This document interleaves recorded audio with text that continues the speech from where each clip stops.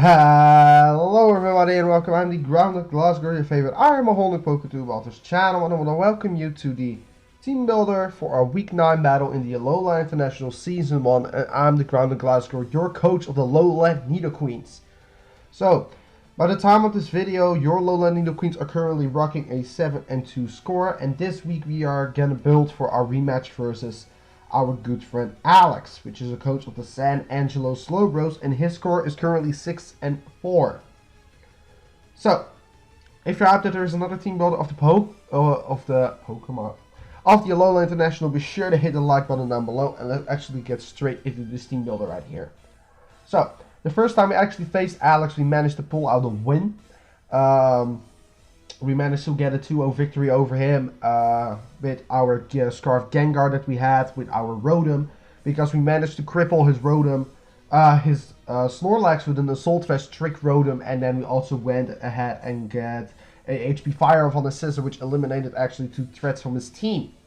It was a close match though, because he had some very good threats towards our squad, and actually rematches are actually for me kind of hard to play, because normally you bring the best team that you can't bring the first time around, and the second time you need to come up with a different plan. Maybe what do you even bring versus maybe the second time or whatnot.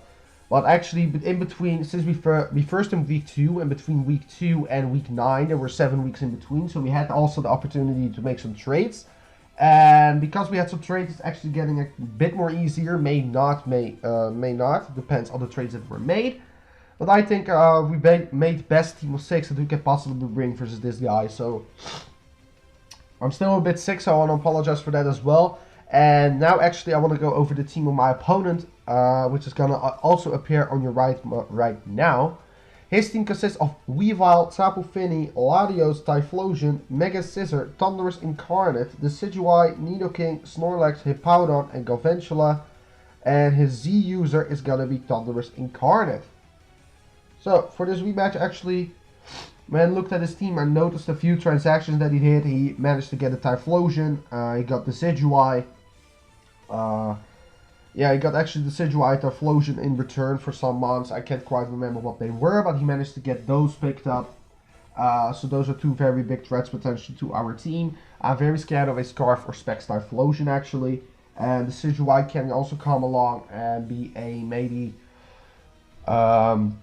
be a Swords Dance user or a Defogger or something along those lines. So, let's actually get straight into the team builder right here. And the first mon you see in front of you is going to be Hawkthorn the Shaman, coming back again.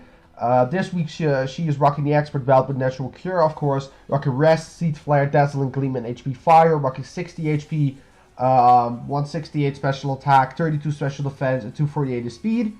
Because of HP Fire, we have 151 speed, which gives us 1 IV less, which doesn't quite matter in the long run.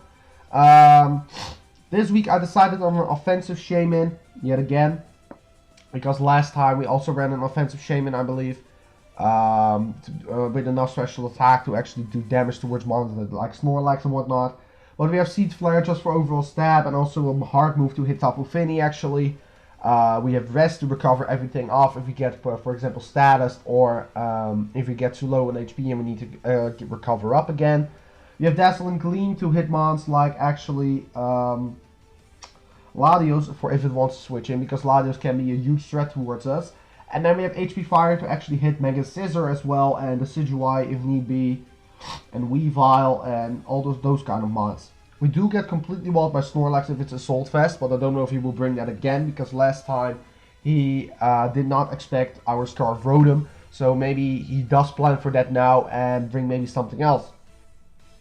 So this is actually Shaman. It has a bit bulk and HP and special defense to take on some hits from Tapu Fini, especially if it is offensive, because that is what I predict this time that he will bring. The 248 speed is to outspeed a timid max speed Nidoking. And just to get maybe a Seed Flare off or something along those lines. I think if Nidoking comes again, this time it will be Life Orb. Life Orb Jolly maybe, so it is physical, so it doesn't get walled by Blissey. Pretty much. So I think that he will probably bring Earthquake, Poison Jab, Superpower, and then probably one punch, like Ice Punch or Fire Punch or Thunder Punch, something along those lines. That's going to be Shaman for you right here. It's pretty Pretty a standard moveset right here with a more complicated spread than probably should be. But I think Shaman can really plow through his team if he does bring the right 6 that Shaman can actually counter. Second Pokemon on the squad is going to be Gibson the Rotom Heat, actually holding the Citrus Berry with Levitate ability, of course. Rocking HP Fire, Volt Switch, Will-O-Wisp, and Pain Split. 240 HP, 100 defense, 148 special defense, and 20 in speed. I want to lay down actually the predictable part that we are right now, because I noticed that we are very much bringing the same stuff over and over again, like Scarf Rotom Trick, Scarf Gengar, I also bring a bulky one, and now I actually try to be a bit less predictable and go for some things that you probably would not expect me to bring because you didn't see that yet. So I'm actually gonna bring a Citrus Berry right here to bluff actually that we are Scarfed once again. We actually pack a similar set that we had last time, just because we're not Scarf Trick, we don't need that actually. We run HP Fire actually because it will still hit Mega Scissor and Decidueye and Weavile and such, but it doesn't force a swap, for example, if you use Overheat. If we're Overheat and at -2, some mons can come in and potentially get in and get a move off or set up versus us, and I don't want Rotom to be set up fodder if he's at -2.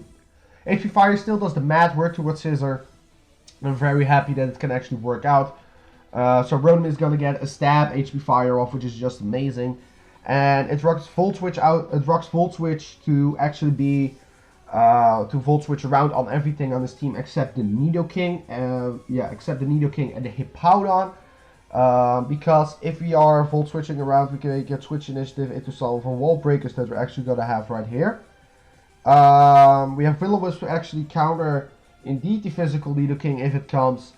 And maybe if you want to swap in Predicting and Volt Switch, we can Will-O-Wisp it. Will-O-Wisp is also good for Snorlax, for Hippowdon, for Galvantula to break a sash, for Weavile, and for Mega Scissor, of course, I want to swap in. Even for Thundurus, if it runs a mixed Thundurus. What we do need to watch out for is Tapu Fini. If it runs enough speed, actually, that it can outspeed us, then actually Gibson can actually be blown back by a Surf, potentially. I did invest Rotom to the point that it cannot be speed creeped, actually, with 20 in speed. And we have Rock enough speed as well to actually outspeed the Tapu Fini if it's bulky. If it's not bulky or straight up offensive, then Rotom will probably die to that. But I don't actually think that will probably happen, so I don't want to stay in on Tapu Fini any day of the week. We also have Pain Split to recover actually some a bit more outside of the Citrus Berry. Because if our Citrus Berry is gone, or before we prop the Citrus Berry, we may want some health back from everything on this team actually, because we can Pain Split everything. So that's actually going to be Rotom, a bit different than we normally do, but I think it can really put in the work this time. So the third bond on the squad is actually going to be Big A, the Ambipom, coming back again, holding the Life Orb with Technician, with Fake Out, Return, Fire Punch, and Grass Knot. With 20 HP, 180 attack, 80 special attack, and 228 in speed. 228 in speed is actually to outspeed a Thundurus Incarnate, if it's indeed a Life Orb set. And we actually also managed to actually hit everything on his team outside of the Decidueye. This is mainly to break through his hard hitters like Latios, Thundurus Incarnate, Nidoking, Typhlosion, something along those lines. Because the combination of Fake Out and Return actually ends up being enough to actually OHKO every single one of those with the combination of that. If it's just the stats that I expect him to bring, we Fake Out, Return afterwards, and those ones are gone. Ambipom is just obliterating them. I also checked Silk Scarf on this to not take too much Life Orb damage, but that didn't give the high rolls, the rolls that we need on the damage that we can actually do. Fire Punch is actually a hit to hit Mega Scissor, of course. What else would you expect? And then lastly, we have the Grass Knot to actually hit Hippowdon. I thought about getting Low Kick actually on this. Because with Low Kick we would also hit Snorlax a bit harder, because Snorlax is one of the monsters that can take a hit. But I fear a Rocky Helmet Hippowdon more, so that's why Grass Knot is on here with the Life Orb. That's why the 80 special attack isn't there to actually make it to a 2-hit KO on the Hippowdon.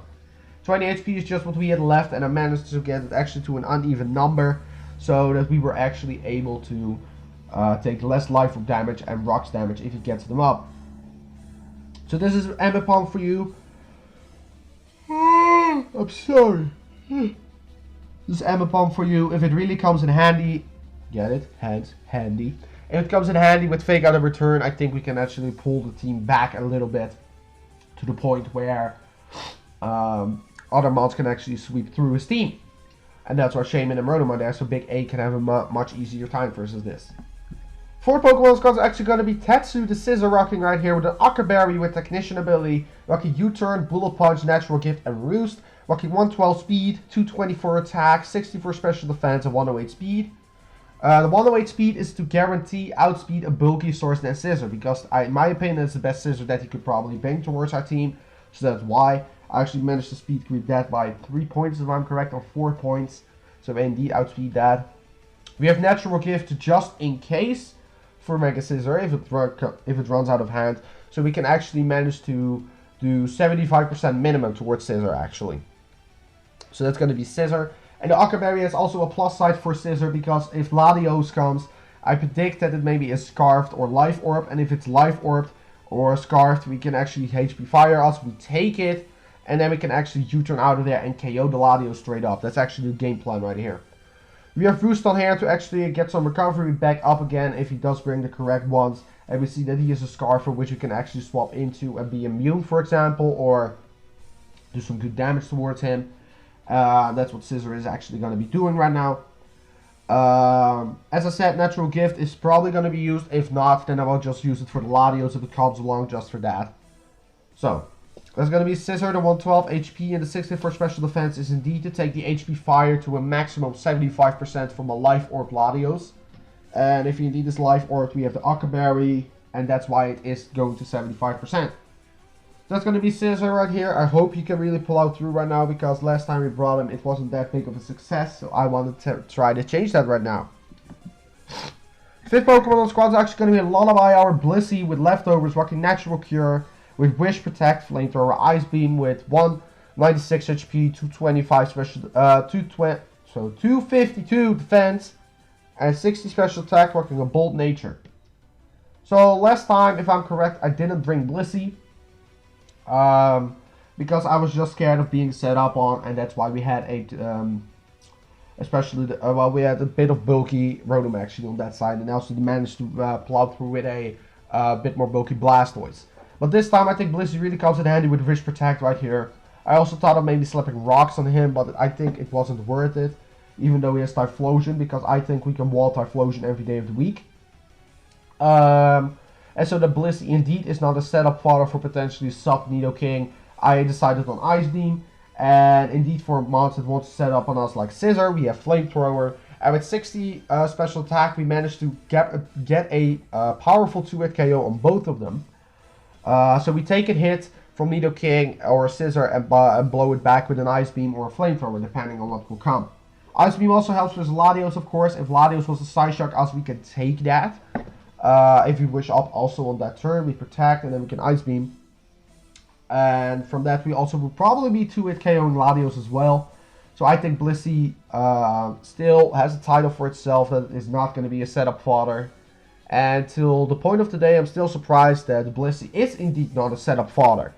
Because Blissey managed to actually always come through versus every single one of our opponents if need be with an offensive move. So that's what Blissey is here for. She's just to tank the shit out of everything that we don't want to deal with. Flamethrower, Ice Beam, the things that she can deal with to an extent. And Wish pass maybe to monsters needed like Rotom, Shaman, Scissor, Ember Palm, and our last mod. So Blissey, make me proud, and we will see you in the battle. And the final one, of course, is gonna be Blastoise right here. Why is this not filled in? We had Ice Beam, we had Scald, we have Seismic Toss. Sorry, this is so professional.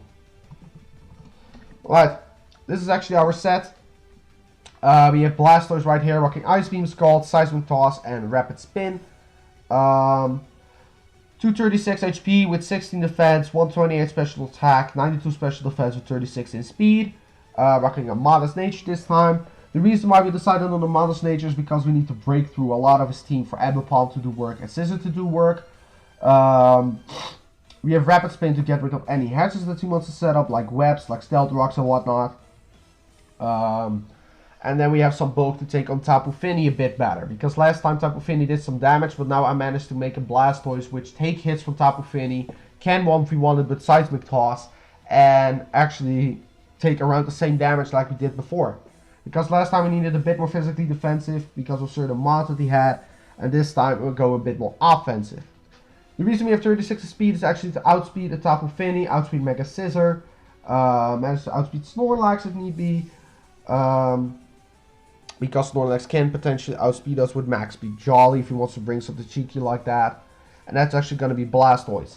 Zaratan is actually going to be amazing this matchup, I feel, because what is his swap in towards an Ice Beam or Scald? Probably Snorlax. But we have answers for Snorlax actually in the long run. So that's actually going to be Blastoise right here. I also thought of an HP Fire Blastoise for Scissor, but I thought we have enough on the team already so that Scissor cannot be set up on us. So this is actually going to be the team builder for you guys. I hope you will enjoy this as well and get some thought process on why I brought this team versus his. And I hope we can actually beat him later on today. So I want to thank you all so much for watching to this team builder. And I'm the Grounded Glasgow, and I will see you in the next video whenever I'm going to make your Low Land Nidoqueens are going to rock out. And we will see you next time. Bye!